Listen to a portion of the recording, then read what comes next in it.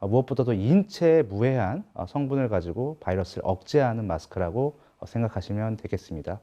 일반적으로 안전하다고 알려져 있는 물질, 그라스 물질이라고 하는데요. 이 물질을 나노 처리화해서 마스크에 도포한 기술이고요. 그렇기 때문에 인체에 전혀 무해한 가운데 바이러스를 억제할 수 있는 마스크를 저희가 개발을 했다라고 이해하시면 되겠습니다.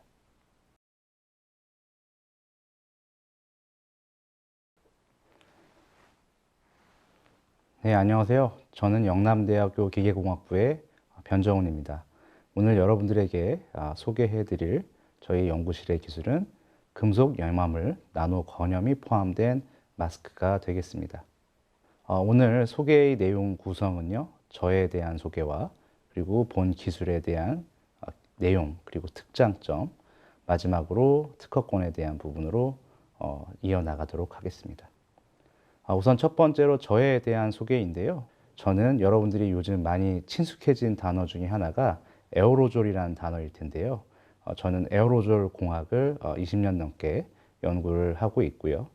그에 대한 세부 수행으로는 미세먼지의 어떤 인체 유해성을 평가하기 위한 플랫폼 기술과 그리고 공중에 떠 있는 바이러스 혹은 세균을 최대한 빨리 계측해내는 감지 기술, 또한 고전적인 어떤 미세먼지와 유해 가스들을 새롭게 저감하는 기술, 마지막으로 오늘 소개해드릴 항바이러스나 항균 기술에 대한 연구를 에어로졸 측면에서 수행하고 있고요.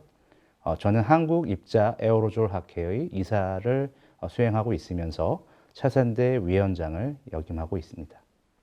우선 여러분들이 우리 코로나19라고 하는 이 상황을 적절하지 못한 어떤 동거를 2년 가까이 저희가 해오고 있고요.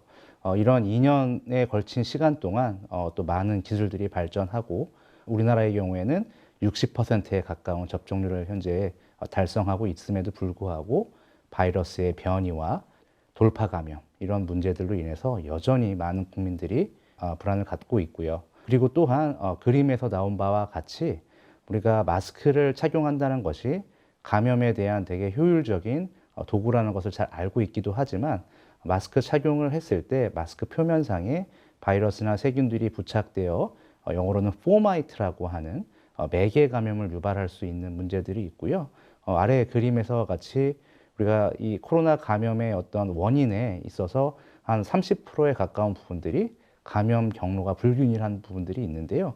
이런 부분들이 아마도 포마이트에 의한 감염일 가능성이 매우 높고, 또 다른 사진에서 보면 저희가 마스크를 착용하고 1시간 정도 일상적인 생활을 했을 때 우리가 마스크 표면을 얼마나 많이 손으로 접촉시키는지를 알 수가 있는데, 최근 보도된 연구에 의하면 병원 내에서의 마스크 표면을 분석을 했을 때 바이러스나 세균의 양성률이 일반 환경에 비해서 매우 높다는 보고 또한 존재합니다.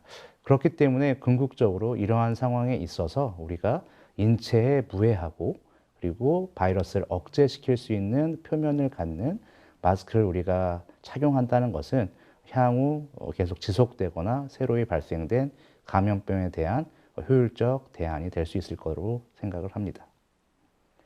마스크를 어떤 산업적 측면에서 봤을 때요, 벌써 1년 전부터 많은 마스크 기업들이 생겨나면서 마스크 장당 판매 후 순이익이 10원도 채 되지 않는 상황으로 와 있고요.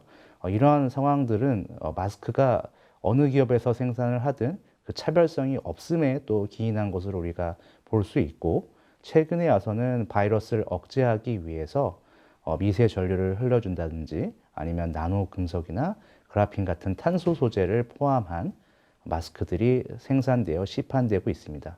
그럼에도 불구하고 여전히 바이러스를 정말 제대로 억제하는지, 그리고 코팅한 물질이 정말 인체에 무해한지, 이런 부분들이 검증이 되어 있는 상황은 아니기 때문에 이러한 부분들을 또 시간을 두고 검증을 해야 되고 향후에 적용한다는 것은 분명 필요한 일이지만 급작스럽게 발생되는 감염병에 대해서는 사실 효율적 대응이 어려운 상황이긴 합니다. 아주 최근에 또 이르러서는 왼쪽 그림에 보면 마스크를 착용을 했을 때 일반적인 천 마스크나 아니면 필터를 내장한 마스크 두 가지에 대해서 평가를 했는데요.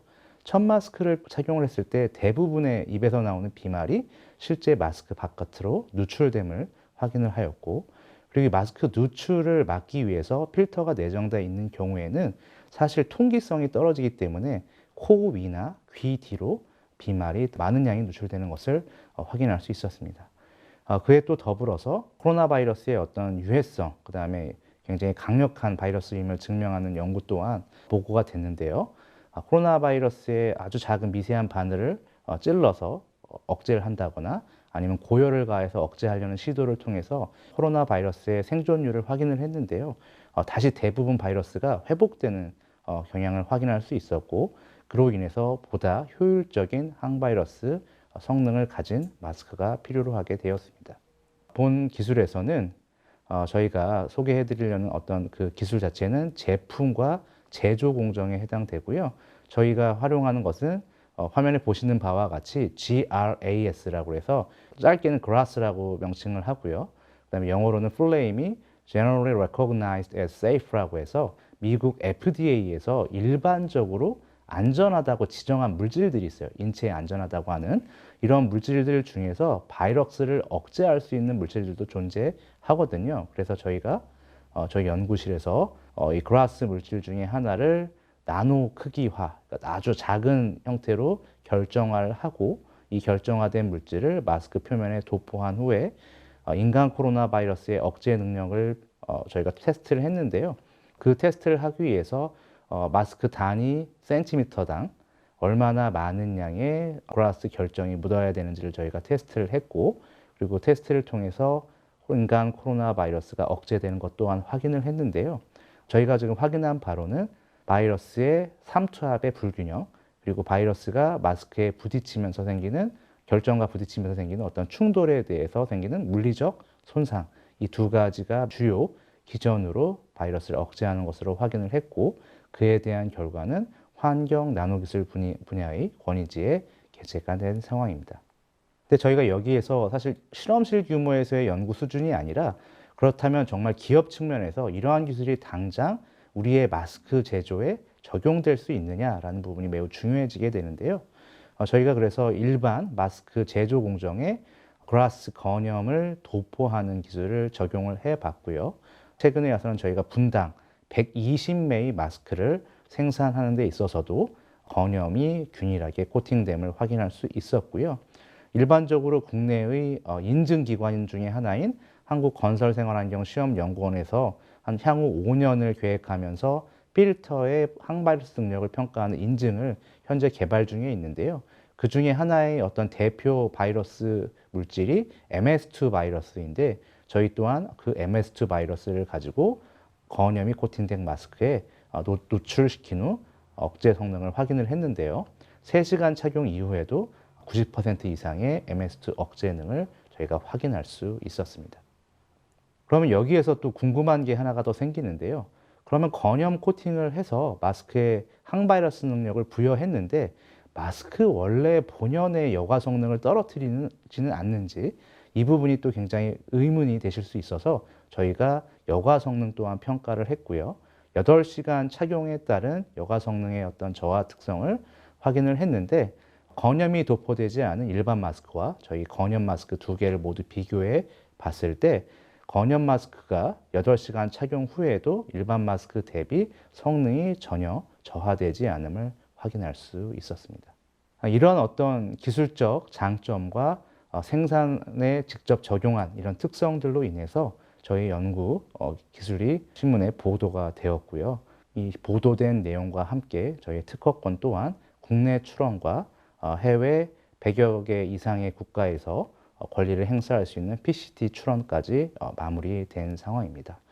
실제 지금 제품은 양산이 가능한 상황이고요. 그래서 시장을 개척해야 되는 아주 최후단의 단계, TRL로서는 7단계에 해당되는 기술이라고 저희가 얘기해 드릴 수 있겠습니다.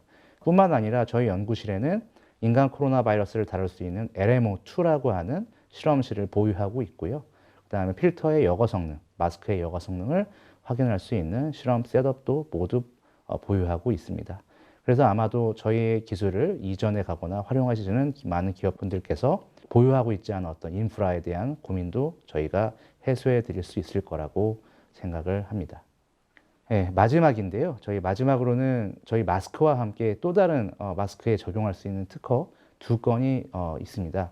첫 번째는 앞서 말씀드린 바와 같이 마스크 표면에 코로나 바이러스 같은 유해 세균들이 부착되어 있다는 것을 가정했을 때 마스크 표면을 우리가 손으로 접촉하지 말라는 이런 말들을 우리가 방송에서나 라디오에서나 많이 들을 수 있는데, 그러한 부분들을 해소하기 위해서 벨크로 형태나 어떤 일반적인 찍찍이라고 불리는 이런 접착 방식을 통해서 마스크 표면에 팁들을 부착시켜 줌으로써 마스크 팁만 만짐으로 해서 우리의 착용 상황을 조절해 줄 수 있는 이런 특허가 한 건이 있고요. 마지막으로는 마스크의 어떤 오랜 착용에 있어서 열적 불쾌감을 해소하기 위해서 방열 성능을 갖고, 그 다음에 세척해도 마스크의 여과 성능이 유지되는 정전력 재생형 필터라는 특허 또한 보유하고 있습니다.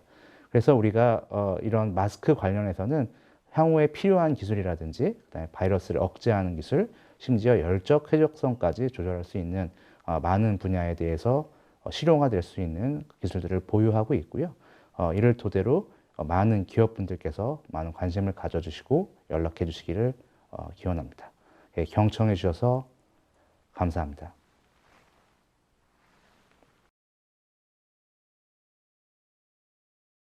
저희가 상업화 시설을 하기 위해서 처음에는 분당 30매, 분당 50매 이 정도의 스케일에서 건염을 코팅을 해서 테스트를 해봤는데요.